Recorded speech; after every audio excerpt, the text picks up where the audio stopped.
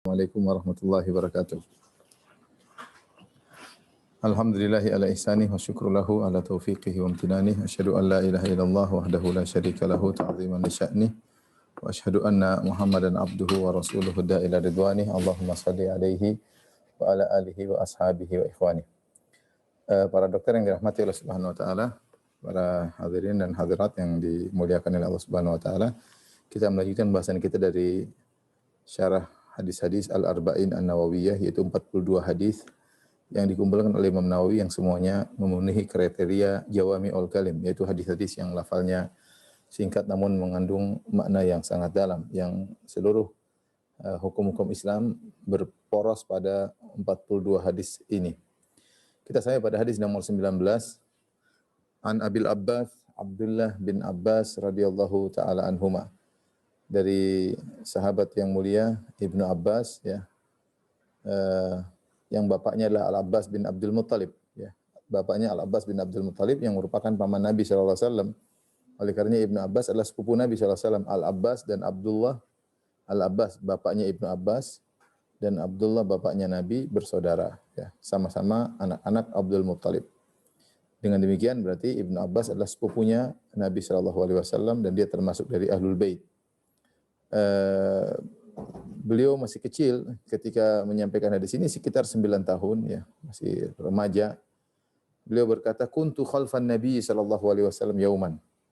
Suatu hari aku di belakang Nabi sallallahu alaihi wasallam. Dalam sebagian riwayat disebutkan itu di atas himar atau di atas begol, di atas kendaraan. Itu Nabi mengendarai kendaraan dan Nabi memboncengnya di belakang, dan ini sering Nabi lakukan. Nabi pernah membonceng Ibnu Abbas, Nabi pernah membonceng Hasan dan Husain, Nabi pernah membonceng Mu'adz bin Jabal, Nabi pernah membonceng Usama bin Zaid, ya, dan beberapa sahabat, sampai sebagian ulama ada yang menulis sekitar 30 orang yang pernah dibonceng oleh Nabi sallallahu alaihi wasallam, ya. Di antaranya adalah Ibnu Abbas, sepupu Nabi sallallahu alaihi wasallam. Hanya saja umurnya memang jauh berbeda. Nabi sudah 60-an sementara Ibnu Abbas masih sekitar 9 tahun ketika itu. Nabi berkata, "Ya gulam, wahai sang remaja, inni u'allimuka kalimat. Sungguhnya aku akan mengajarkan kepada engkau beberapa wasiat-wasiat, beberapa kata-kata, perkataan-perkataan yang penting. Ihfazillaha yahfazka. Jagalah Allah, niscaya Allah akan menjagamu. Ihfazillaha tajidhu tujahaka. Jagalah Allah, tajidhu tujahaka, kau akan dapati Allah di hadapanmu. Idza sa'alta fas'alillah. Jika kau minta, mintalah kepada Allah. Wa idza ista'anta fasta'in billah. Jika kau mohon pertolongan, maka pertolongan kepada Allah.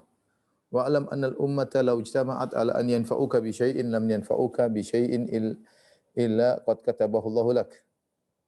Jika umat seluruhnya bersatu padu untuk memberikan manfaat kepadamu, maka mereka tidak akan bisa beri manfaat kepadamu kecuali yang telah Allah tetapkan untukmu. Wa in ijtama'u ala an yadurruka bi syai'in lam yadurruka illa bi syai'in qad katabahu Allah 'alaik. Kalau mereka bersatu padu untuk memberi kemudaratan kepadamu, niscaya mereka tidak akan bisa beri mudarat kepadamu kecuali yang telah dicatat oleh Allah akan menimpamu. Rufi'atil aqlam wa jaffatis suhuf. Sungguh pena-pena telah diangkat dan lembaran-lembaran telah kering. Hadis riwayat Tirmizi, dan beliau berkata hadisun hasanun sahih, hadis hasan yang sahih. Wa fi riwayati ghairi Tirmizi, dan hadis riwayat yang lain dari selain Sunan Tirmizi, Nabi berkata ihfazillaha tajidhu amamak. Jagalah Allah, niscaya Allah akan engkau akan mendapati Allah di hadapanmu. Ta'arraf ila Allahi fi rakha ya'rifka fi syiddah. Kenalkanlah dirimu kepada Allah di waktu-waktu lapang, niscaya Allah akan mengenalmu di waktu sulit, di waktu genting. Wa'lam anna ma akhta'aka lam yakun liyusibak. Ketahuilah apa yang meleset darimu tidak akan mengenaimu. Wa ma asabaka lam yakun liyukhti'ak. Apa yang akan menimpamu tidak akan meleset darimu. Wa'lam anna nasra ma'as sabr. Ketahuilah bahwasanya pertolongan datang bersama dengan kesabaran. Wa annal faraja ma'al karbi. Ketahuilah bahwasanya solusi datang bersama dengan kegentingan, bersama dengan penderitaan. Wa anna ma'al usri yusra. Dan bersama kesulitan ada kemudahan. Ini hadis yang cukup panjang, yang diriwayatkan oleh Ibnu Abbas. Tadi sudah kita jelaskan, Ibnu Abbas adalah seorang sahabat spesial. Dia dikenal dengan habrul ummah, ya. Disebut habrul ummah karena habr maksudnya adalah ilmu yang sangat luas ini. Karena beliau memiliki ilmu yang sangat luas. Dan beliau meninggal di Taif ya dalam usia 70 tahun sekian, dan kalau bapak-bapak lagi umrah kemudian berjalan-jalan ke Taif, niscaya biasanya dibawa oleh guide-nya ke Masjid Ibnu Abbas. Ada Masjid Ibnu Abbas, masjid besar, di agak jauh dari situ atau di sekitar situ ada kuburannya Abdullah bin Abbas radhiyallahu taala anhuma. Kuburannya Abdullah bin Abbas radhiyallahu anhuma, dan dia pernah didoakan oleh Nabi sallallahu alaihi wasallam, Allahumma faqihu fid din wa 'allimhu ta'wil. Ya Allah, ajarkanlah kepada Ibnu Abbas agar dia faqih dalam agama, wa 'allimhu ta'wil, dan ajarkanlah dia mentakwil ya, yaitu tafsir Al-Qur'an. Mentakwil mesti tafsir Al-Qur'an. Oleh karenanya hampir seluruh ayat-ayat yang kita dapati ditafsirkan oleh Ibnu Abbas. Kalau kita baca buku-buku tafsir yang bersanad, yang menyampaikan perkataan para salaf, seperti tafsir At-Tabari, misalnya tafsir Al-Baghawi, atau tafsir Ibnu Katsir, atau tafsir-tafsir yang lain, biasanya setiap saat pasti ada tafsirannya Ibnu Abbas. Kalau bukan Ibnu Abbas, murid-muridnya seperti Mujahid bin Jabr dan yang lainnya, Ikrimah dan yang lainnya ya. Jadi intinya Ibnu Abbas lah mufassirnya para sahabat, dan terkenal dengan kecerdasannya ya. Oleh karenanya dalam sebagian rapat, Umar bin Khattab radhiyallahu anhu ketika rapat di zaman Umar bersama senior-senior para sahabat, terkadang Umar ajak Ibnu Abbas. Dia ajak Ibnu Abbas untuk hadir dalam rapat tersebut. Kenapa? Karena Ibnu Abbas meskipun dia masih sangat muda, dia layak untuk bermajelis dengan para senior. Kenapa? Karena dia memiliki ilmu. Bagaimana tidak memiliki ilmu sementara Nabi telah berdoa untuknya, yaitu Allahumma faqihu fid din wa 'allimhu ta'wil. Ya Allah, buatlah dia faqih dalam agama dan ajarkanlah dia ilmu tafsir ya. Beliau pernah ditanya ya.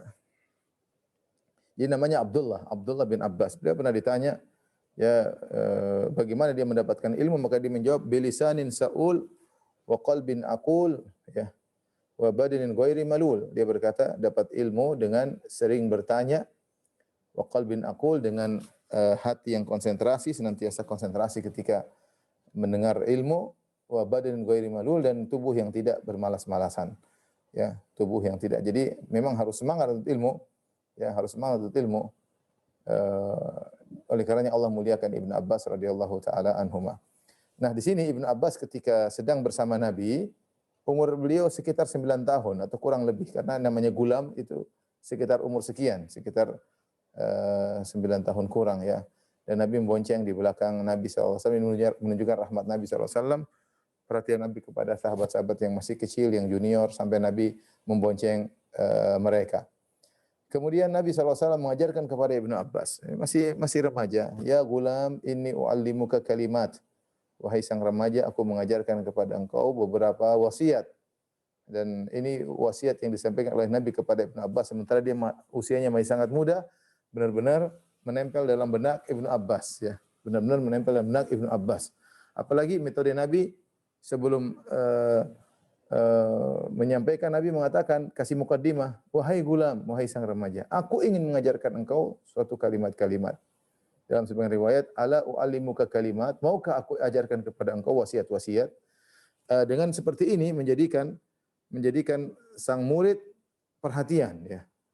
Beda kalau Nabi hanya berbicara terus tanpa ada kasih mukaddimah, terkadang sang murid tidak perhatian. Dan Nabi punya banyak metode agar menjadikan para sahabat perhatian. Seperti Nabi terkadang mengatakan 3 perkara atau terkadang 7 perkara, terkadang berapa perkara ya. Ini menjadikan orang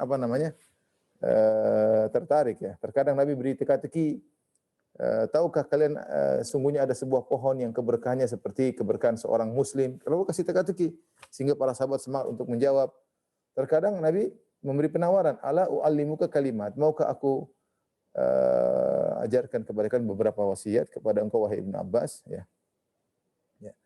Dan itu juga banyak seperti ala ukhbirukum binisaikum min ahli jannah, maukah aku kabarkan kepada kalian tentang perempuan-perempuan penghuni surga ya. Maukah aku kabarkan kepada kalian tentang suatu amalan yang jika kalian lakukan akan kalian saling mencintai dan masuk surga. Rasulullah kasih penawaran dan ini menarik perhatian orang yang mendengar. Ini metode dan seorang boleh berinovasi dalam pengajaran. Yang penting bagaimana audiens atau murid-murid bisa perhatian ya. Bisa perhatian ya. Saya masih ingat dulu waktu saya di Madinah, guru saya pengajar, dia ngajar psikologi ya. Dia ngajar, dia kadang sering bergerak, kadang ininya dirubah-rubah, terkadang dia nginjak kakinya di atas bangku, dia berbagai macam sehingga tidak ada mahasiswa yang ngantuk kalau dia ngajar ya. Kenapa? Dia selalu membuat suatu hal yang membuat perhatian kepada para audiens ya. Ini metode dan itu secara hukum asal hukumnya sunnah. Bagaimana kita memberi mukaddimah agar menarik perhatian dari audiens sehingga bisa konsen dengan apa yang kita sampaikan. Ya. Taib, adapun nasihat tersebut beliau buka dengan ihfazillaha yahfazka, ihfazillaha tajidhu tujahaka. Ya. Jadi Nabi SAW berkata,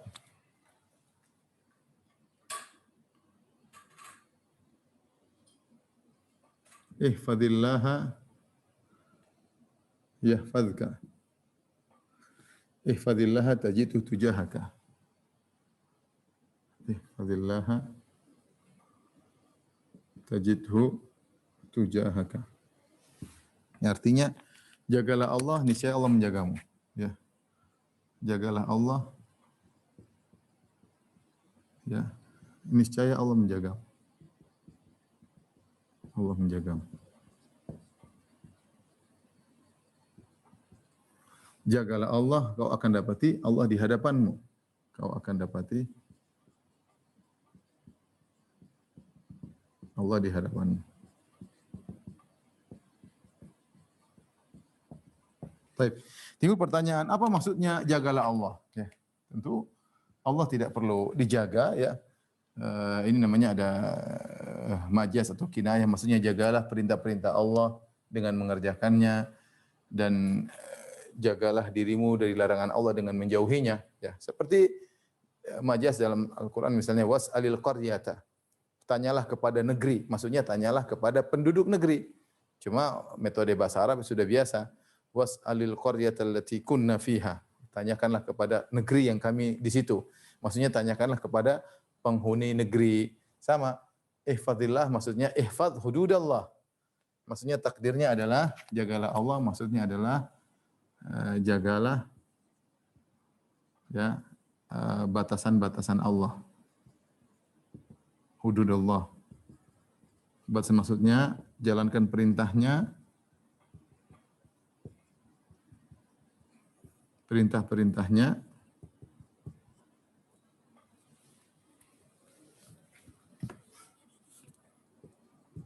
dan jauhi larangan-larangannya.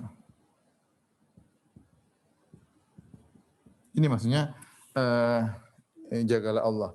Apa balasannya? Niscaya Allah akan menjagamu. Ini balasannya. Niscaya Allah akan menjagamu. Ini ada kaidah yang masyhur yaitu al-jaza' min jinsil amal. Ya. Al-jaza' min jinsil amal. Balasan sesuai dengan perbuatan.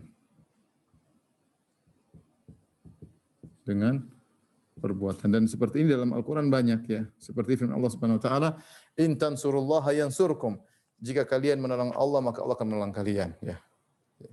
Jika kalian menolong Allah, Allah akan menolong kalian. Allah mengatakan, "Fadhkuruni adzkurkum." Ingatlah aku akan ingat kepada kalian, ya. Aufu bi ahdi, ufi bi ahdikum.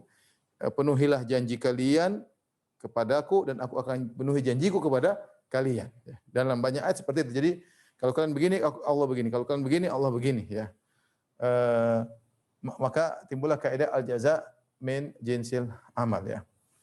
Maksudnya Allah menjaga perintah-perintahnya, jauhi larangan. Jangan sampai ketika Allah perintah, Allah kehilangan engkau. Tidak ada. Berarti salah. Harusnya ketika Allah perintah, kau hadir, jalankan. Ketika Allah larang, harusnya kau tidak ada daerah larangan tersebut. Bukan malah kau muncul di daerah larangan tersebut. Inilah maksudnya menjaga Allah. Dalam nas-nas banyak sekali kalimat jagalah, jagalah, jagalah ya. Contoh dalam nas-nas kalimat kata jagalah.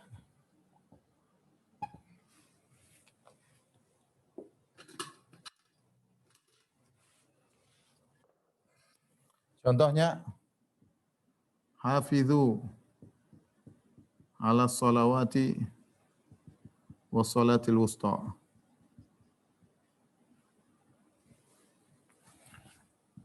Misalnya kata Allah Subhanahu wa taala, jagalah salat. Jagalah salat 5 waktu. Allah juga berfirman walladzina ala salawatihim yuhafizun, orang-orang yang menjaga salat mereka, ya. Di antaranya misalnya jaga janji, wahfadhu aimanakum, yaitu jagalah janji kalian. Jagalah janji kalian. Jagalah janji kalian. Allah suruh menjaga janji. Misalnya menjaga kemaluan. Allah Subhanahu wa taala berfirman, "Walladzina hum li furujihim hafizun." Walladzina hum li furujihim hafizun. Orang-orang yang menjaga kemaluan mereka. Orang-orang yang menjaga kemaluan mereka.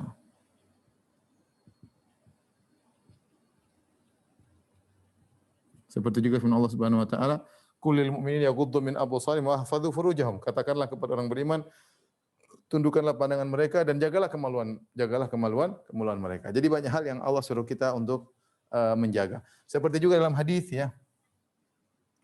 Kata Nabi sallallahu alaihi wasallam dalam hadis, al-istihya min Allah haqqul haya, al-istihya min Allah an tahfadha ar-ra's wa ma wa'a wa an tahfadha al-batn wa ma hawa. Kata Nabi sallallahu alaihi wasallam, ya, malu kepada Allah yang sungguhnya adalah engkau menjaga kepala dengan apa yang di bawah kepala tersebut dan engkau menjaga perut dengan apa yang dikandung perut tersebut. Maksudnya apa?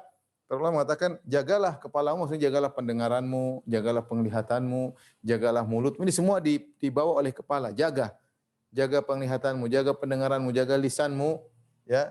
Adapun batan maksudnya jaga perut, jangan sampai makan yang haram, jaga kemaluanmu, jangan sampai kau melakukan yang haram. Ini contoh kita disuruh menjaga hal-hal tersebut, ya. Nah, balasannya Allah akan menjaga. Allah akan menjaga. Ini balasannya.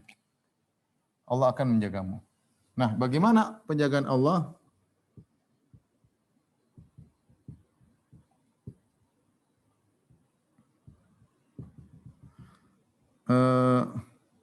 Allah menyebutkan, ya, yaitu Allah ada dua hal. Allah menjaga kemaslahatan duniamu dan Allah menjaga kemaslahatan akhiratmu.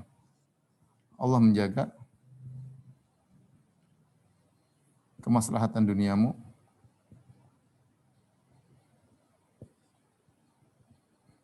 yang lebih penting lagi, yaitu Allah menjaga kemaslahatan akhiratmu.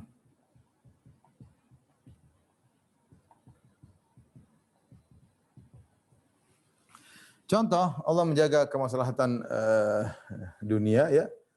Seperti Allah akan menjaga keluargamu, menjaga anak-anakmu, menjaga kesehatanmu, ya. Jika engkau menjaga perintah Allah dan menjauhi larangannya, ya, Allah akan menjaga pekerjaanmu, ya. Orang insyaallah kalau dia rajin salat, rajin zikir pagi petang, menjalankan perintah Allah, menjauhi larangannya, berbakti sama orang tua, menyambung silaturahmi, Allah akan jaga dia. Allah akan jaga dia, Allah akan jaga usahanya, Allah akan jaga dunianya, ya. Allah akan jaga dunianya. Bahkan terkadang Allah bukan cuma jaga dirinya, bahkan Allah jaga anak keturunannya.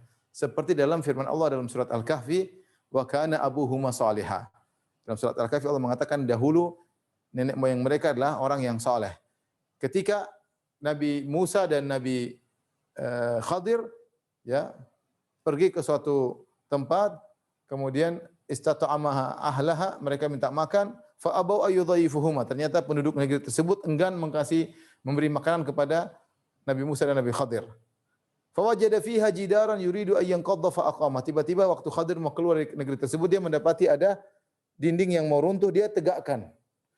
Kenapa dinding yang runtuh dia tegakkan? Maka Musa bertanya, Kenapa kau menegakkan dinding yang sudah mau rubuh kau tegakkan sementara penduduk negeri ini tidak mau kasih makan sama kita? Ya. Maka Khadir menjelaskan wa ammal jidaru fakana li gulamaini yatimaini fil madinati wa kana tahtahu kanzul lahumā wa kana abuhuma salihah. Fa arada rabbuka yablugha ashuddahuma wa yastakhrija kanzahuma rahmatan min rabbik wa ma fa'altu an amri. Kata Nabi Khidir, sungguhnya tembok yang aku berdirikan itu adalah milik dua anak yatim. Ternyata di bawah tembok tersebut mereka punya harta, kanz yaitu harta yang disimpan. Ya, kalau tembok tersebut miring terus, akhirnya orang akan melihat di situ ada hartanya. Makanya saya luruskan agar anak yatim ini nanti kalau sudah besar, mereka bisa mengeluarkan harta tersebut. Kenapa saya melakukan demikian? Kata Khadir, wa kana abuhuma salihah. Karena bapak mereka dulu orang soleh. Sebenarnya ahli tafsir mengatakan maksudnya adalah bapak yang ketujuh. Ini bapak sangat soleh sampai 7 turunan dijaga oleh Allah Subhanahu wa taala. Atau kalau tidak dia bapak yang langsung. Tapi maksud saya, masalah menjaga kemaslahatan duniawi ini mencakup apa? Mencakup misalnya keluarga ya, dijaga oleh Allah Subhanahu wa taala, kesehatan, kemudian misalnya usaha ya. Dan lain-lain ya. Allah jaga. Bahkan Allah jaga anak-anak. Seperti Ibnu Musayyib, dia salat dengan panjang, maka dia berkata kepada anaknya, wahai putraku, sungguhnya aku sengaja salat panjang-panjang. Li'an uhfadha fika, agar Allah menjagamu karena aku. Ya. Allah menjagamu. Dia ingin anaknya terjaga, dia salat yang baik ya. Dia salat yang baik. Makanya saya katakan di antara hal yang bisa menjaga anak kita dari kerusakan di zaman sekarang, kitanya berusaha kita ini baik. Karena siapa yang bisa mengawasi anak-anak agar kita dijaga, anak-anak kita dijaga, di antaranya kita bertakwa kepada Allah Subhanahu wa taala. Di antaranya kita menjaga perintah-perintah Allah dan menjauhi larangan-larangannya. Karena yang dijaga bukan cuma kita saja ya. Demikian juga usaha-usaha dijaga. Ya ikhwan para dokter, kita ada teman-teman yang kita kenal di masa pandemi ini, mereka alhamdulillah usaha mereka dijaga, masih saja lancar. Alhamdulillah proyek lancar, usaha lancar. Seakan-akan tidak ada pandemi. Benar sebagiannya diuji oleh Allah, sebagiannya benar-benar Allah jaga. Sebenarnya Allah benar-benar Allah jaga. Oleh karenanya perhatikan orang yang nyambung silaturahmi, yang rajin bersedekah, rajin salat, mereka dijaga. Kesehatan mereka dijaga, umur mereka dijaga. Dan ini di antara sebab ukhrawi agar dunia kita dijaga ya. Ya kalau sebab materi semuanya kita bisa ya usaha yang benar, olahraga, itu namanya sebab duniawi. Tapi di sana ada sebab ukhrawi yang buat dunia kita bisa terjaga. Di antaranya menjalankan perintah Allah, menjauhi larangannya. Yang lebih penting lagi adalah menjaga kemaslahatan akhirat. Ini yang lebih penting lagi. Yaitu menjaganya dari syahwat dan syubhat. Ya. Kita hidup di zaman sekarang yang penuh dengan syahwat dan syubhat. Kalau orang tidak bertakwa kepada Allah, dia akan mudah terjerumus. Entah dia terjerumus dalam fitnah syahwat atau terkena fitnah syubhat, pemikiran-pemikiran yang menyimpang. Dia buka laptop, kemudian dia baca pemikiran-pemikiran, tertariknya pemikirannya ternyata menyimpang, ternyata menyesatkan, ternyata ateisme dan yang lainnya. Tapi kalau orang bertakwa kepada Allah, ikhlas kepada Allah, niscaya dia akan dijaga. Dia akan dijaga oleh Allah Subhanahu wa taala. Dan penjaga ini adalah penjagaan yang lebih penting daripada penjagaan masalah dunia, daripada penjagaan masalah dunia. Karenanya seorang berusaha untuk menjaga Allah, itu menjaga perintahnya, menjauhi larangannya. Dan sebagian salaf disebutkan bagaimana mereka di masa tua masih bisa sehat ya. Ketika ditanya, "Anda kok sehat di masa tua?" Seperti kata dia, "Ini dulu mataku, pendengaranku saya jaga waktu di masa muda. Di masa muda saya jaga karena Allah Subhanahu wa taala, maka Allah menjaganya di masa tua." Dan benar kita lihat para ulama di kota Madinah, mereka sudah tua bahkan 80 tahun, 90 tahun. Kelihatan mereka sehat, masih energik sebagian mereka ya. Kemudian juga hafalan mereka kuat ya, tidak pikun, Allah jaga hafalan mereka dan banyak hal-hal yang menunjukkan ada penjagaan Allah Subhanahu wa taala ya. Ya. Dan kita sendiri terkadang merasakan Allah jaga kita. Kita ingin melakukan sesuatu ternyata kita dipalingkan. Itu bentuk penjagaan Allah Subhanahu wa taala. Ya. Seperti ada di mana? Di medsos ada seorang anak ya. Dia tahu-tahu berdiri di pinggir jalan, tahu-tahu kakinya diganggu oleh semut sampai dia berusaha nginjak-nginjak tapi ternyata semutnya terus menggigit kaki dia, akhirnya dia pun pergi, baru dia pergi beberapa saat tiba-tiba ada mobil atau bis yang nabrak daerah situ ya. Subhanallah, Allah selamatkan dia dengan mengirim semut-semut yang menggigit kaki dia sehingga dia harus berpindah dari situ. Ini bukan kebetulan. Memang ada penjagaan, Allah jaga dia, ya. Allah jaga dia. Dan banyak hal kalau pengalaman pribadi dan yang lainnya banyak hal ya, tidak perlu kita ceritakan, tapi intinya sebagian kita merasakan bagaimana Allah benar-benar menjaga dia ya. Taib. Perhatikan di sini dalam lafal yang lain Nabi mengatakan wa fi riwayatin ta'arraf ila Allah fi ar-raha ya'rifka fi syiddah. Artinya ya, kenalkanlah dirimu kepada Allah. Kenalkanlah dirimu kepada Allah di waktu lapang. Apa balasannya? Niscaya Allah mengenalmu di waktu genting. Ini ada pentingnya seorang untuk beribadah, banyak beribadah di waktu lapang ya. Pentingnya beribadah di waktu lapang. Banyak orang baru ingat kepada Allah ketika susah ya. Ketika susah, jangankan orang Islam, orang-orang kafir pun demikian. Allah mengatakan wa idza raqibu fil fulki da'allaha mukhlishina lahuddin. Ketika orang-orang musyrikin Arab berlabuh di lautan kemudian ombak begitu besar, mereka berdoa kepada Allah dengan ikhlas. Jadi kalau mengingat Allah dalam kondisi sulit itu banyak orang bisa melakukan. Yang jadi perhatian bagaimana seorang mengingat Allah di waktu lapang, ketika dia lagi naik jabatan, ketika dia lagi gaji dinaikkan, ketika dia lagi sehat-sehatnya, ketika lagi bugar-bugarnya, dia ingat Allah Subhanahu wa taala. Di waktu lapang dia ingat Allah Subhanahu wa taala. Apa maksudnya ta'arraf? Kenalkanlah ya. Kenalkanlah. Sebagian ulama seperti Syekh Utsaimin menafsirkan tamallaq, yaitu cari mukalah, kalau bahasa kita cari mukalah kepada Allah. Kepada Allah di waktu lapang. Bagaimana cara muka? Ikhlas ya. Bangun malam salat, ada duit sedekah biar Allah kenal kita. Allah sudah tahu kita semua, tapi maksudnya pengenalan khusus. Ya, Allah tidak ada innallaha la yakhfa alaihi syai'un fil ardi wala fis sama'. Tidak ada sesuatu pun yang samar bagi Allah. Semuanya Allah Maha tahu. Tetapi Allah, kalau kita ingin dikenal oleh Allah secara khusus, ya, maka di waktu lapang, mumpung kita lagi sehat, banyak ibadah. Mumpung kita lagi duit, sedekah, punya duit, sedekah. Ya. Mumpung kita lagi energik, jangan lupa umrah, haji. Ya, mumpung kita masih lapang. Masih lapang. Nanti kalau kita dalam kondisi sulit, Allah akan kenal kita. Allah akan kenal kita. Ini sangat penting. Allah akan kenal kita di waktu kita sulit. Oleh karenanya Allah menyebut tentang Nabi Yunus alaihissalam.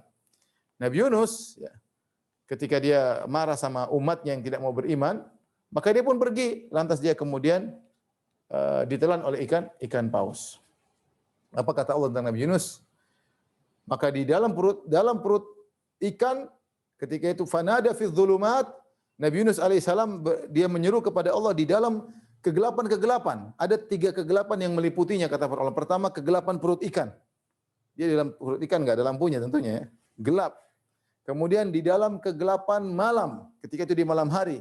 Kemudian di dalam kegelapan lautan, 3 kegelapan meliputinya. Siapa yang mau dengar perkataan dia sementara di dalam perut ikan paus? Enggak ada sinyal, ya. Enggak ada sinyal di situ. Ya. Ya, enggak ada sinyal. Tapi dia bisa connecting dengan Allah Subhanahu wa taala. Dia mengatakan la ilaha illa anta subhanaka. Fanada fi dzulumati alla ilaha illa anta subhanaka inni kuntu minadz zalimin. Maka dia menyeru dalam perut ikan paus, dia berkata tidak ada sembahan yang berhak disembah kecuali Engkau ya Allah. Inni kuntu minadz zalimin, sungguhnya aku termasuk orang yang bersalah, berbuat zalim. Allah berfirman, "Falaula annahu kana minal musabbihin lalabitha fi batnihi ila yaumi yub'atsun." Kalau bukan Nabi Yunus dahulu suka bertasbih, ketika dia masih dalam kondisi lapang, dia suka salat sunnah, dia suka bertasbih, maka kami pun menyelamatkan dia. Kalau tidak, dia akan berada dalam perut ikan paus sampai hari kiamat.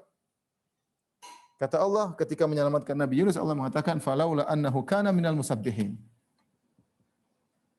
Falaula annahu kana minal musabbihin. Kalau bukan dia dahulu ya suka bertasbih. Ada yang mengatakan bertasbih maksudnya salat sunnah, suka salat. Ya. Jadi ketika seorang sehingga disebutkan ketika Nabi Yunus berdoa, maka malaikat tahu ini suaranya siapa. Ini suara hamba Allah yang ketika sedang lapang dia ingat kepada Allah Subhanahu wa taala. Makanya ikhwan dan akhwat para dokter yang rahmatin subhanahu, ketika kita lapang mungkin lagi jalan-jalan sama keluarga, jangan lupa di tengah-tengah kita sedang berjalan-jalan kita berzikir kepada Allah. Fadhkuruni azkurkum. Ingatlah aku ingat kalian. Ya, subhanallah, alhamdulillah, wala ilaha illallah, Allahu akbar, wala haula wala quwata illa billah. Atau kita bilang astaghfirullah, astaghfirullah, astaghfirullah, astaghfirullah. Subhanallah, subhanallah, alhamdulillah. Ada sempat kita baca Quran, ada sempat kita salat malam meskipun dalam kondisi safar. Kita cari muka kepada Allah. Ta'arraf itu cari muka di hadapan Allah Subhanahu wa taala. Kata Nabi sallallahu alaihi wasallam, "Wa sallu bil lail wa nasu niyam tadkhul jannata bi salam." Salatlah kalian di waktu orang semua sedang tidur pulas. Cari muka. Kalau orang sumbangnya sedikit-sedikit, kita cari muka depan Allah, kita sumbang banyak, enggak ada yang tahu. Hanya Allah yang tahu. Cari muka benar kepada Allah. Allah tahu ini ya, ini si fulan, si fulan, si fulan, si fulan. Kapan dalam kondisi genting, Allah akan ingat hambanya. Allah akan ingat hambanya dengan peringatan, dengan mengingat secara khusus spesialis, Allah akan membantunya tatkala dalam kondisi genting ya, dalam kondisi genting. Baik, kita lanjutkan. Jadi Nabi SAW mengatakan, jagalah Allah niscaya Allah akan menjagamu. Jagalah Allah niscaya kau akan dapat Allah di depanmu, yaitu dalam kondisi kau perlu Allah akan hadir di hadapan langsung, tidak tertunda-tunda. Allah langsung tolong kamu. Tapi Allah punya cara dalam menolong. Ya. Allah punya cara, tapi kau akan dapati Allah di hadapanmu. Jangan kemudian kata Nabi SAW, wa idza sa'alta fas'alillah. Perhatikan sini. Jika engkau minta, maka mintalah kepada Allah Subhanahu wa taala. Ini poin penting. Jadi Ibnu Abbas yang masih kecil umur 9 tahun ditanamkan tauhid oleh Nabi SAW. Wa idza sta'anta fasta'in billah. Jika kau minta tolonglah kepada Allah. Selalu kembali kepada Allah. Bukannya kita enggak boleh kerja sama, bukannya kita enggak boleh minta tolong sama orang, boleh. Tapi yang paling utama minta kepada Allah. Biasakan diri kita minta kepada Allah dan biasakan diri kita tidak minta kepada selain Allah Subhanahu wa taala. Biasakan diri kita tidak minta kepada selain Allah. Karena dulu sebagian sahabat mereka membaiat Nabi SAW. Di antara isi bait mereka, Allah tas'aluna nasa syai'an. Jangan kalian minta kepada manusia apapun, tidak boleh minta. Jangan sedikit-sedikit minta, jangan. Usahakan kerja sendiri, jangan minta sama orang. Ya beda kalau anak buah kita gaji. Kenapa? Kalau kita sering minta, maka ini mengurangi tauhid kita kepada Allah Subhanahu. Kalau minta kepada Allah, Allah akan gerakkan hati orang tersebut membantu kita, ya. Tapi mintanya kepada Allah Subhanahu wa taala, ya. Makanya Ibnu Taimiyah rahimahullah punya perkataan yang indah, dia mengatakan ihtaj ila man syi'ta takun asirahu wastaghni amman syi'ta takun nadhirahu wa ahsin ila man syi'ta takun amirahu. Kata Ibnu Taimiyah rahimahullah 3 perkataan. Butuhlah engkau, atau ini butuh ini orang Malaysia enggak cocok kata butuh ya. Maksudnya perlulah engkau kepada orang lain, niscaya kau akan menjadi tawanannya. Artinya apa? Kalau kau sering minta bantuan kepada orang, akhirnya kau punya hutang budi banyak sehingga kau seakan-akan tawanannya, seakan-akan kau rendah di bawahnya. Ihtaj ila man syi'ta takun asirahu. Jadilah engkau selalu perlu kepada dia, butuh kepada dia, dan kau akan menjadi tawanannya. Kemudian apa? Wastaghni amman syi'ta takun nadhirahu. Dan tidak perlu kau berusaha untuk tidak perlu kepada orang lain, maka kau akan jadi seperti dia. Kita misalnya si A, si B. Si A miskin, si B kaya raya. Tapi si A tidak pernah minta-minta kepada si B. Tidak pernah. Jadilah mereka seperti sejawat. Ya. Meskipun kedudukannya berbeda. Ya. Dia tidak berani menghina. Kenapa? Dia tahu teman ini bukan minta-minta. Ya. Jadilah dia nadhirahu, sebanding dengan dia. Wa ahsin ila man syi'ta, dan berbuatlah baik kepada orang lain, takun amirah, aku akan menjadi pemimpinnya. Kalau kita berbuat baik kepada orang lain, orang tersebut akan baik sama kita dan akan nunduk kepada kita. Sebagaimana perkataan seorang penyair, fatalama istaqbadal insanal ihsanu, ya. Betapa sikap berbuat baik kepada orang lain. Ahsin ilan nasi tasta'bid qulubahum. Berbuat baiklah kepada masyarakat, kepada orang-orang, kau akan mengambil, menawan hati mereka. Fatalamal istaqbadal insanal ihsanu. Betapa kuat sikap berbuat baik akan menarik hati seseorang. Oleh karenanya, ketika kita sering minta kepada kepada manusia, kita semakin hina di hadapan dia. Ini otomatis. Dan ketawakal kita kepada Allah semakin kurang. Menjadilah nilai-nilai tauhid kita menjadi luntur karena kita sering-sering berharap kepada manusia, sering-sering berharap kepada manusia. Ya. Maka jadilah orang yang selalu berharap kepada Allah. Latih diri untuk tidak minta kepada Allah. Sampai Nabi dalam sebagian riwayat mengajarkan minta perkara kecil kepada Allah. Kata Nabi SAW, "Liyas'ala ahadukum rabbahu hatta syi'asani na'lihi." Mintalah salah seorang kalian kepada Allah sampai masalah tali sendalnya. Kalau tali sendalnya rusak, minta sama Allah. Jangan minta sama orang. Ya. Kita boleh berusaha setelah itu ke bengkel atau apa, kita bayar. Tapi kita berdoa kepada Allah, ya Allah perbaikilah tali sendalku. Misalnya, ya Allah perbaikilah motorku lah, ya Allah perbaikilah apa kayak ya. Tapi kita minta kepada Allah Subhanahu wa taala, ya. Lihatlah bagaimana Nabi Musa alaihissalam. Nabi Musa, kalau kita baca kisahnya, ketika dia kabur lari dari kejaran Firaun dan bala tentaranya, waktu dia masih belum mendakwai Firaun, dia habis bunuh orang. Kemudian fakharaja minha khaifan yataraqqab. Dia keluar dari kota Mesir dalam kondisi ketakutan. Kemudian dia lari tidak karena tiba-tiba dia lari ada orang mengatakan fakhruj inni laka minan nasihin innal mala'a tamirunuka bika liyaqtuluk. Kata seorang waja'a min aqsal madinati rajulun yas'a, ada seorang datang, wahai Musa, sungguhnya prajurit atau pasukannya Firaun sedang berkumpul ingin bunuh engkau. Pergilah engkau. Maka Musa kabur tanpa persiapan, tidak bawa kendaraan, tidak bawa makanan, tidak bawa bekal, sehingga dia pergi meninggalkan Mesir sampai ke negeri Madian dengan penuh kelaparan. Sampai disebutkan dia makan daun-daun hijau sampai tubuhnya warna kehijau-hijauan, ya karena saking banyak benda-benda hijau yang dia makan. Sampai akhirnya tiba di negeri Madian. Di negeri Madian Allah ciptakan cerita dalam surat Al-Qasas di mana dia bantu dua orang wanita, ya, dia ambilkan air untuk dua orang wanita, kemudian dua orang wanita tersebut pulang. Tsumma tawalla ila dhil, dia lapar. Kemudian dia pergi bersandar berbaring di bawah sebuah naungan pohon. Rabbi inni lima anzalta ilayya min khairin faqir. Kemudian dia berdoa, dia lapar. Ya Allah, aku ini butuh kebaikan darimu ya Allah. Kata para ulama, dia lapar, dia minta makan. Akhirnya Allah kabulkan. Dua wanita yang ditolong tersebut salah satunya datang, dia mengatakan inna abi yad'uka liyajziyaka ajra ma saqaita lana. Ayahku mengundangmu ke rumah karena ingin beri upah karena engkau telah membantu kami berdua waktu ngambilin air. Akhirnya Nabi Musa dapat makan. Tapi maksud saya, seorang biasakan diri untuk hatinya selalu kepada Allah Subhanahu wa taala. Kita kalau berharap kepada manusia selalu kecewa, ya, sering kecewanya. Maka berharaplah kepada Allah, setelah itu kita berikhtiar.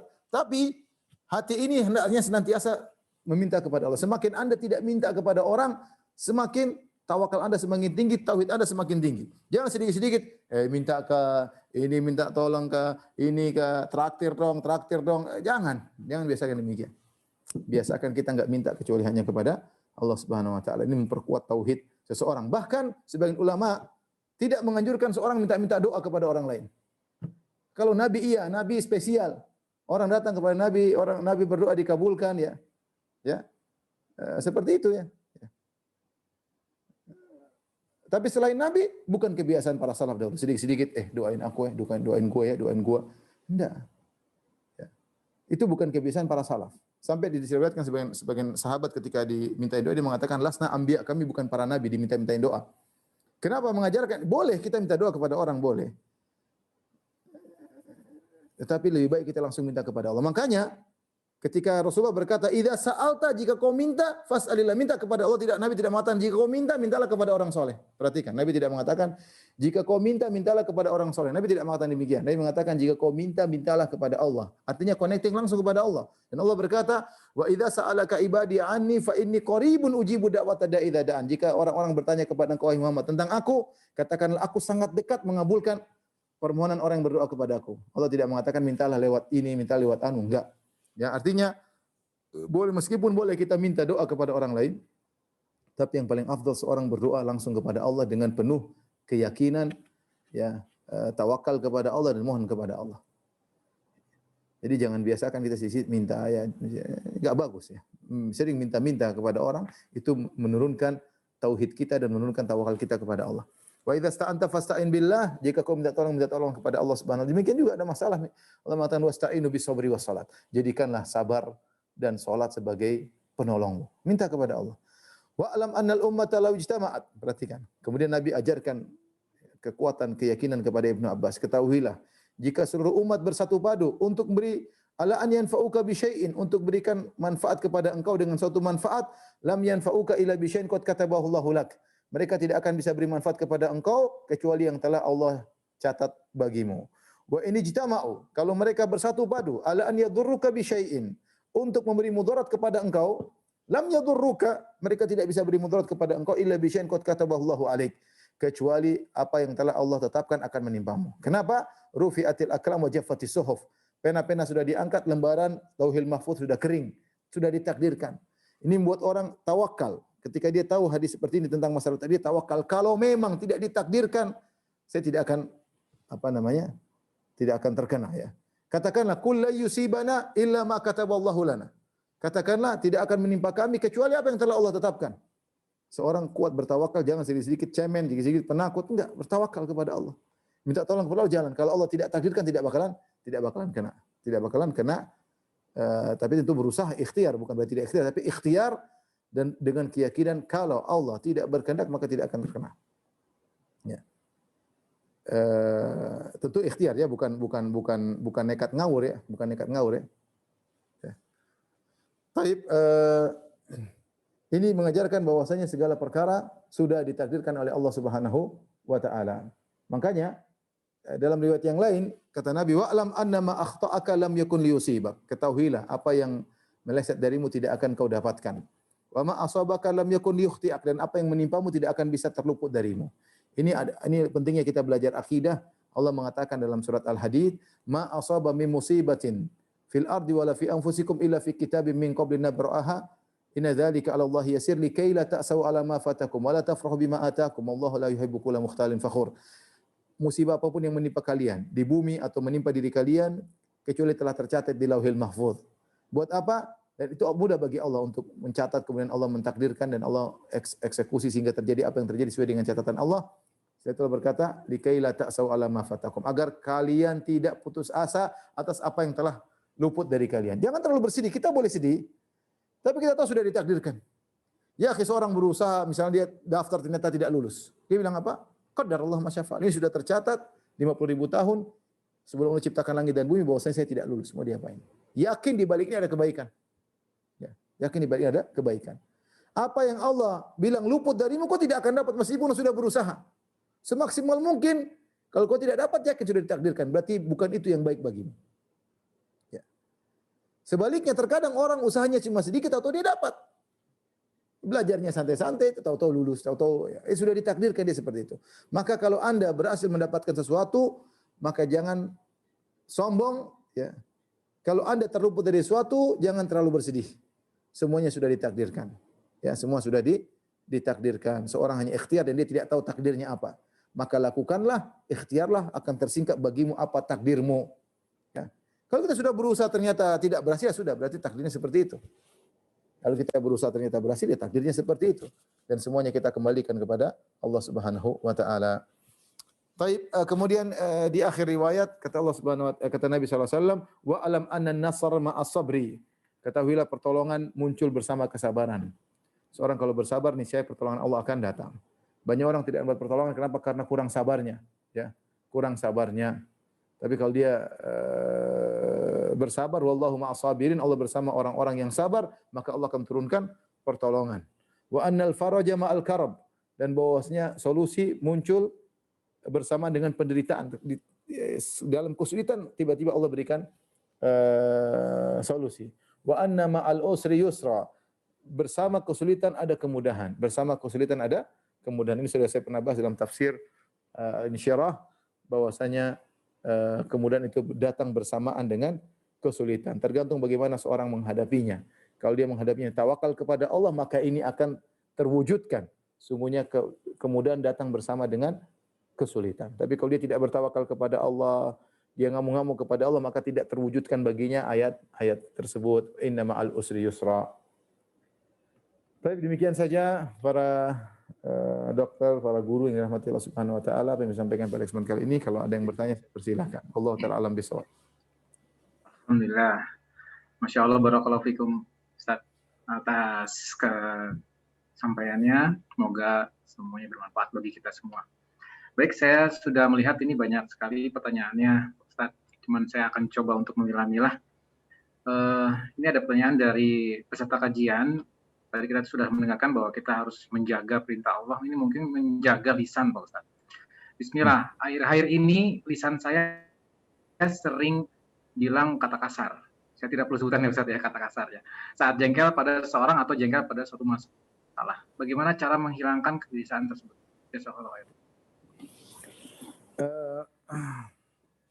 Kita tidak bisa terlepas dari seperti itu kecuali kalau kita yakin setiap apa yang kita ucapkan dicatat. Allah mengatakan ma yalfidhu min qaulin. Tidak satu lafal pun yang keluar illa ladaihi raqibun atid. Kecuali malaikat raqib atid dicatat. Tidak satu lafal keluar. Ya, apalagi lafal tersebut punya dampak, menyakiti orang, menghina orang, merendahkan orang, bahaya. Ya, kata Nabi sallallahu alaihi wasallam, "Innar rajula la yatakallam bi kalimatin mimma yuskhitullah." Ya, la yalqa laha balan yahwi biha fi nari jahannam. Kata Nabi sallallahu alaihi wasallam, sungguh seorang laki-laki seorang mengucapkan satu perkataan yang mendatangkan kemurkaan Allah dan dia tidak peduli dengan perkataan tersebut. Ternyata satu perkataan ini membuat dia terjerumus dalam neraka jahanam ya. Ternyata perkataan ini bisa membuat dia terjerumus dalam neraka jahanam ya. Kemudian juga sebaliknya, inna rajula yatakallamu bi kalimatin ya mimma yurdillah, sungguhnya seorang mengucapkan satu perkataan yang mendatangkan keridhaan Allah, ternyata membuat dia masuk ke dalam surga atau ditinggikan derajatnya. Maka seorang waspada ya. Jangan kita biasakan lisan kita mengucap kata-kata kotor ya. Dan seorang berdasarkan kebiasaannya latih tahan ketika kita mengucapkan, kita pikirkan dulu. Dan ini yang sering kita lalaikan. Sudah kita bahas, kata Nabi sallallahu alaihi wasallam, "Man kana yu'minu billahi wal yawmil akhir falyaqul khairan aw liyasmut." Barang siapa yang beriman kepada Allah dan hari akhirat, maka ucapkan yang baik atau diam. Perkataan Nabi, ucapkan yang baik atau diam, melazimkan kita mikir dulu sebelum ngomong. Kita ini banyaknya ngomong, mikirnya belakangan ya. Jadi masalahnya. Makanya ketika Nabi mengatakan ngomong yang baik atau diam, menunjukkan kita mikir dulu ngomong baik enggak. Baik buat saya, baik buat keluarga saya, baik buat instansi saya, baik buat tempat kerja saya, baik buat agama saya, buat baik akhirat saya atau tidak. Kalau ternyata baik, mikir adakah yang lebih baik daripada ini, sehingga setiap kita bicara kita mikir dulu. Kalau kita tulis status, kita lebih konsen mikir sebelum nulis status. Ya.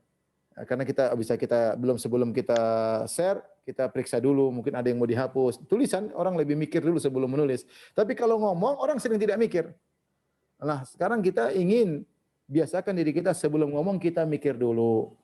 Nah, kalau kita sering mikir, insya Allah kita enggak keluar kata-kata kasar. Kita mau ngomong sesuatu, mau bilang orang begini, aduh, pantas enggak? Saya ini ngomong begitu, pantas enggak keluar dari mulut saya? Dia pantas enggak dapat pernyataan seperti itu? Terus apa faedahnya saya ngomongin dia begitu? Ya. Apakah menjadikan dia lebih baik ataukah menjadikan saya lebih baik? Enggak tahu. Sekarang kita maki orang, brengsek apa, kampret, cebong apa misalnya. Itu maki-maki. Apakah kita menjadi lebih baik dengan memaki seperti itu? Ataukah dia menjadi lebih baik dengan maki seperti itu? Atau apa tujuannya? Atau hanya ingin melepaskan apa dalam dada, lepas kemudian kita lega? Apakah jadi lega setelah menyampaikan tersebut? Ya, kita mikir semua itu. Wallahu a'lam bishawab. Masya Allah, barakallahu fikum. Terima kasih Ustaz. Baik, pertanyaan berikutnya berkaitan dengan Allah menjaga orang tua. Enggak kedengaran. Ya, silakan. Ya. Pertanyaan berikutnya ini berkaitan dengan Allah menjaga orang tua, Pak Ustaz. Assalamualaikum, Ustaz, izin bertanya, apakah termasuk jika anaknya yang soleh, sedangkan orang tuanya tidak, maka Allah akan menjaga juga orang tuanya? Allah alam bisawab ya. Kalau dari apa namanya dari pernyataan para ulama menjaga dia dan keluarganya. Ya bisa jadi, tapi ya namanya anak yang soleh doain orang tuanya. Doain orang tuanya agar dapat hidayah, dijaga oleh Allah Subhanahu wa taala, meninggal dalam husnul khatimah ya. Dan perkataan para ulama yang paling penting ketika seorang dijaga oleh Allah menjelang kematian. Itu yang paling dahsyat. Kalau seorang di masa hidupnya biasa menjaga perintah Allah, biasa menjalankan Allah, maka dia akan dijaga ketika dia menjelang meninggal karena iblis akan menggoda dia di situ. Ya, tidak semua orang meninggal bisa mengucapkan la ilaha illallah, tidak semuanya orang sedemikian. Tidak semuanya yang bisa meninggal dalam kondisi mengingat Allah Subhanahu wa taala. Hati sering berkhianat. Dia ingin begini, hatinya tidak mau ya. Oleh karenanya di antara kalau kita sering menjaga perintah Allah, maka insya Allah kita akan dijaga ketika akan meninggal dunia. Tapi intinya anak yang soleh doain orang tuanya. Doain orang tuanya agar dijaga oleh Allah Subhanahu wa taala. Baik. Terima kasih Ustadz. Berikutnya dari peserta kajian juga. Assalamualaikum warahmatullahi wabarakatuh. Pak Ustadz, saya ingin bertanya. Saya ini bekerja jauh dari kedua orang tua saya. Sering timbul rasa kekhawatiran dalam pikiran saya, takut orang tua saya di sana tidak ada yang membantu ketika kesulitan. Apakah perasaan saya ini wajar? Insya Allah saya sudah menjalankan perintah Allah SWT dan Allah akan memberikan kemaslahatan dunia seperti Pak Ustadz sampaikan, kadang muncul kekhawatiran tersebut. Saya rasa itu wajar, itu menunjukkan kepedulian wa aqrabu rahmah, yaitu rahmat kepada kedua orang tua ya. Di antara bentuk berbakti kepada orang tua adalah rahmat kepada kedua orang tua. Tetapi maksud saya perasaan tersebut harus diekspresikan. Caranya gimana? Dengan telepon, tanya gimana kondisi. Kalau enggak suruh teman tengok, bisa kita suruh teman coba tengok kedua orang tua saya dengan mengirim pemberian. Ada waktu liburan kita libur ketemu orang tua, ya setahun sekali, lebaran kayak apa kayak. Jadi maksud saya perasaan itu sudah bagus, tinggal diekspresikan dengan tindakan, dengan aksi. Aksinya tadi kita telepon, tanya kondisi, atau suruh teman tengok, atau suruh kakak atau adik yang di sana tengok. Kita beri pemberian, kita bawakan sesuatu bagi mereka, seperti itu ya. Insyaallah kita bisa berbakti kepada orang tua apalagi zaman sekarang dengan adanya media, dengan adanya telepon, dengan adanya mudah mentransfer duit, kita bisa berbakti kepada orang tua, bisa menjamu silaturahmi meskipun tidak berdekatan dengan kedua orang tua. Ya ada waktu liburan kita ketemu orang tua ya. Daripada kita dekat orang tua enggak ada kerjaan, enggak kasih apa-apa juga. Kasihan juga ya. Kita kerja, kita bisa memberikan sesuatu kepada orang tua yang menyenangkan hati mereka. Allah alam bisawab. Masya Allah, syukran Pak Ustadz. Baik, ini masih tentang orang tua ya Pak Ustadz. Assalamualaikum Ustadz, apakah ketika kita tidak bisa mendampingi orang tua yang sedang koma dan akhirnya meninggal, kita termasuk jauh dari penjagaan Allah? Kepada Allah. Tidak ya, tentunya tidak ya. Bukan berarti kalau kita tidak bisa hadir orang tua meninggal berarti kita tidak dijaga Allah, tidak ada kaitannya ya. Tidak ada kaitannya. Yang penting kalau kita sering mendoakan orang tua berarti kita baik, ciri anak soleh. Kalau kita enggak pernah doain orang tua berarti kita anak enggak benar. Karena Nabi mengatakan, "Idza matal insan inqata anhu amaluhu." Jika seorang meninggal terputus amalannya illa min salat, kecuali 3 perkara tidak putus. Yang pertama, waladun salihun yad'u lahu, anak soleh yang mendoakannya. Ini menunjukkan ciri khas anak soleh suka mendoakan orang tuanya. Adapun dia tidak bisa bertemu dengan orang tuanya dalam suatu kondisi, mungkin lagi luar negeri, mungkin lagi ngapain, tidak sempat ketemu, orang tuanya sudah dikubur, enggak ada masalah, tidak menunjukkan dia durhaka, sama sekali tidak ada kaitannya. Tidak ada kaitannya. Yang penting dia perhatian sama orang tuanya ya. Ya, ada orang mungkin di luar negeri, orang tuanya meninggal dia tidak bisa hadir, tapi perhatian luar biasa, sering telepon, sering transfer, sering kasih hadiah ya. Dia sudah berbakti dengan semampunya. Wallahu a'lam bishawab. Masya Allah, syukran Pak Ustadz. Baik, ini sekarang tentang anak nih Pak Ustadz, penjagaan tentang anak. Bismillah, Assalamualaikum Ustadz, izin bertanya. Saya seorang ibu, ada kekhawatiran. Siapa yang akan menjaga anak-anak dari perbuatan dosa-dosa yang membinasakan, dan siapa yang akan mendidik anak-anak jika ibunya tiba-tiba wafat karena ayahnya maupun keluarganya masih jauh dari agama. Adakah doa khusus agar Allah menjaga anak-anak? Tafadhol. Di antaranya kita bilang Rabbi ja'alni muqimas sholati wa min dzurriyyati. Ya Allah jadikanlah aku penegak salat dan juga anak-anakku. Karena kalau anak penegak salat berarti dia menegakkan yang benar, dia akan terhindar dari perbuatan keji dan kemungkaran. Inna sholata tanha 'anil fahsya'i wal munkar. Karena salat akan mencegah dari perbuatan keji dan kemungkaran. Jadi kita doain dia agar dia menjadi orang penegak salat, bukan hanya sekedar salat tapi benar-benar menegakkan apa? Menegakkan salat. Kita boleh khawatir, tapi yang paling penting ikhwan dan akhwat adalah seorang memfokuskan apa yang di hadapan dia. Jangan sampai kesibukannya tentang masa depan membuat dia lalai dari konsentrasi yang apa di hadapan dia, dan jangan sampai masa lalunya yang menyedihkan dia membuat dia lupa dari konsentrasi apa yang dihadapkan. Seperti kadang-kadang saya ketemu dengan kawan-kawan dahulu misalnya lagi mahasiswa bingung, kita nanti gimana nih kalau lulus, ada kerjaan enggak, ada apa. Kadang-kadang mereka namanya manusiawi. Gimana kalau nikah, ada yang mau enggak? Kadang-kadang saya bilang, sudah kamu lagi mahasiswa, konsen jadi belajar yang benar. Jangan terlalu mikir jauh sana sehingga belajarnya enggak benar. Artinya apa yang bisa kau lakukan sekarang, lakukan yang terbaik. Ke depan boleh kita planning boleh, tapi jangan sampai membuat kita lalai dari fokus yang sedang kita kerjakan. Nah, tugas Anda sedang jadi mahasiswa, jadi mahasiswa yang baik. Ya, jadi pelajar yang baik. Anda lagi di pondok ya belajar yang baik. Kalau pikiran cabang-cabang, jadi setengah ustadz setengah jadi akhirnya. Seperti itu. Jadi benar ibu tadi khawatir kalau anak, tapi jangan terlalu khawatir. Yang tugas ibu adalah ibu masih hidup, anak dibimbing dengan sebaik-baiknya. Nanti masalah ke depan ya itu bukan urusan kita, di luar kemampuan kita ya. Yang penting kita sudah berusaha di depan Allah, kita punya hujah, ya Allah saya sudah dididik dengan sebaik-baiknya, saya sudah doakan, saya sudah arahkan. Mengenai dia nanti bagaimana ya bukan urusan kita. Tapi kalau kita bertakwa, insya Allah Allah akan jaga dia. Jadi masalah kitanya kurang bertakwa. Masalahnya kita kurang bertakwa. Wallahu a'lam bishawab. Masya Allah. Makasih Ustadz atas nasihatnya. Kalau tadi tentang anak, ini tentang anak yatim Pak Ustadz. Ada Dokter Nia Kurniati Ustadz. Assalamualaikum Ustadz, saya suka bersalah mengabaikan permintaan donasi untuk anak yatim dari Yayasan Penyantun. Yang menghalangi saya adalah karena ada tawaran nama donatur disebutkan dan didokumentasikan. Bagaimana cara bijak menghadapi situasi seperti ini? Pertama kita harus cek dulu yayasan tersebut benar nggak menyalurkan itu benar nggak menyalurkan anak yatim, karena kita ingin juga harta kita benar-benar bermanfaat ya, dan kita tentu butuh laporan dan agar kita bisa tahu, apalagi kalau kita ragukan. Tapi kalau kita yakin itu amanah nggak ada masalah sih. Ya udah kenalin orang baik, amanah ya sudah kasih aja. Kita bilang ini mohon maaf ini jalur khusus. Saya nggak pengen disebut nama ya. Kalau kamu sebut ya bilang aja hamba Allah di Jakarta, atau hamba Allah berinisial AB misalnya, berinisial AC misalnya, sehingga kita tahu oh itu saya berarti. Orang lain tidak tahu tapi kita tahu ya. Misalnya berinisial S atau apa, itu diantara saya rasa bijak sehingga kita tetap bisa membantu anak yatim dan kita bisa lebih selamat daripada penyakit riya. Wallahu a'lam bishawab. Masya Allah, barakallahu fikum Ustaz. Dari Dr. Satrio sekarang Ustaz, dari Malang nih. Assalamualaikum Ustaz. Semoga Ustaz senantiasa dalam lindungan Allah. Amin. Apa saja hal-hal yang paling utama atau afdal dari hak Allah yang harus dijaga oleh seorang hamba?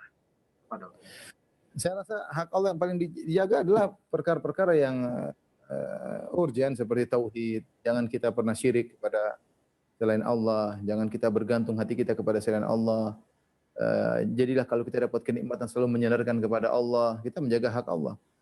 Ketika Allah perintah kita untuk sholat, kita sholat yang baik. Ketika Allah perintahkan kita berbakti yang baik ya.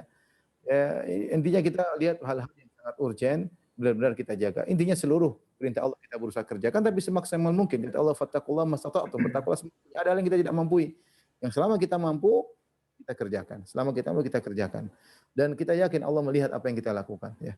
Kita yakin Allah melihat apa yang kita lakukan dan Allah akan menjaga kita. Ya, dan ini dalil bahwasanya boleh seorang ketika beramal ibadah, dia niatnya fokus untuk akhirat, tapi terselip keinginan duniawi nggak ada masalah. Ingin dijaga kesehatannya, seperti kata Nabi SAW, barang siapa menyambung silaturahmi akan dijaga umurnya, dipanjangkan umurnya, dilapangkan rezekinya. Ini nggak ada masalah. Berarti ada duniawi yang dia dapatkan, tetapi yang paling fokus adalah pahala akhirat. Maka seorang ketika berusaha, misalnya di zaman sekarang banyak fitnah, banyak penjahat, banyak penyakit, dia berusaha beribadah, berharap dijaga oleh Allah Subhanahu wa taala. Berusaha dengan menjaga perintah Allah, dia dijaga oleh Allah Subhanahu wa taala dengan tetap ikhtiar. Allah alam bisawab. Pertanyaan terakhir Dr. Bobby. Oh ya, Masya Allah. Ya baik, ini tadi kalau ini tentang menjaga rezeki nih guys. Oh bukan, menjaga apa ini? Cobaan-cobaan. Saya baca aja ya. Assalamualaikum Ustadz. Semoga Ustadz senantiasa dalam naungan perlindungan Allah. Amin. Ana sekeluarga 3 tahun ini hijrah ke Makan Syalaf. Alhamdulillah, alhamdulillah, cobaan-cobaan yang kami alami sekarang ini, apakah sebagai penggugur dosa-dosa kami? Jazakallahu khair. Jelas cobaan itu kalau dihadapi langsung dapat 2 manfaat. Semua cobaan kalau kita hadapi dengan ikhlas akan 2 manfaat langsung. Pertama, menggugurkan dosa, yang kedua mengangkat derajat. Itu sudah otomatis. Bedanya kalau kita tidak menghadapinya dengan sabar, itu bisa jadi semakin membuat kita terpuruk. Makanya dia mengatakan, laisa minna man darabal khududa wa syaqqal juyuba wa da'a bid'awal jahiliyah. Bukan dari golongan kami seorang ketika mendapat musibah dia tampar-tampar pipinya, robek-robek bajunya dan menyuruh dengan seruan-seruan jahiliyah. Dia tidak sabar. Tapi kalau kita dikasih ujian, dan kita pasti diuji, cuma intensitas dan kualitas berbeda-beda. Allah tahu. Saya sering sampaikan, ujian itu ibarat obat. Dokter tahu ini dosisnya sekian, berapa lama ya. Ternyata obat tersebut bermanfaat bagi kita untuk menghilangkan misalnya racun-racun dalam tubuh kita, dosa-dosa, untuk mengangkat imun kita, mengangkat derajat kita misalnya, sebagaimana dokter ya. Dan dengan kita dikasih musibah, dikasih ujian, banyak penyakit hati kita hilang, sombong, angkuh, ujub, ya merasa hebat, itu hilang semuanya ketika Allah memberikan kita ujian. Seandainya kalau tidak ada ujian, seandainya tidak ada ujian, mungkin kita akan terkena dengan berbagai macam penyakit hati. Jadi kita husnudzon saja, kita jalan kehidupan, ya Allah punya obat yang Allah berikan kepada kita, dosisnya, kualitasnya, intensitasnya, berapa lamanya, Allah yang lebih tahu. Kita tinggal terima obat tersebut meskipun pahit. Tapi yakinlah di balik rasa pahit tersebut ada kesembuhan dan ada peningkatan imun atau peningkatan derajat di sisi Allah Subhanahu wa taala. Bisawab demikian saja kepada para dokter, kepada para guru, saya mohon maaf atas segala kekurangan. Insyaallah kita bersua di kesempatan yang lain. Wabillahi taufiq wal hidayah. Assalamualaikum warahmatullahi wabarakatuh.